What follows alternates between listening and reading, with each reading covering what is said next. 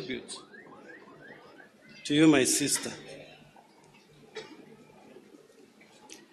Hello, our sister Betty Bayo. This should yet be another day that we should be spending with you. We should be having fun, engaging in conversation about stuff, and even arguing over everything we do under the sun. But you remain silent today. No word, no song, none of your warm jokes. This to us is very strange. We are so heartbroken on your demise.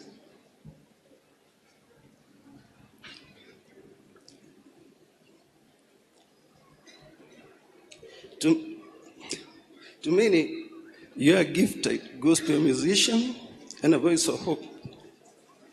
To us, you are our last born sister, warm, vibrant, jovial, and full of life. You shouldn't have died. Your journey wasn't always easy, but if courage was a person, her name is Betty Bayo. We as family, we were blessed to know the real Betty. Let me tell you, the one who laughed loudly, cared deeply, and always articulate. Very articulate in her doings. In miraculous ways, you are able to hold each one of us and keep us united in your little ways. We are grateful to God for your life and the family that God gave you.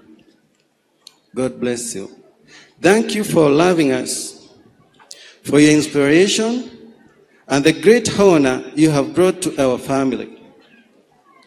We will miss you for everything you have become, not forgetting your pet name in the family, Nimole.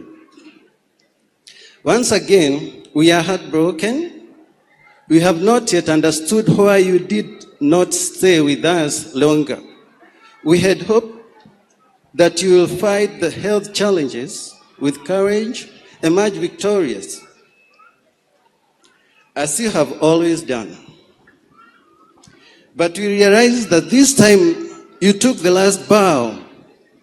Though it appeared to us like an impossibility, it is slowly dawning on us that you have left us, not to return back to the family.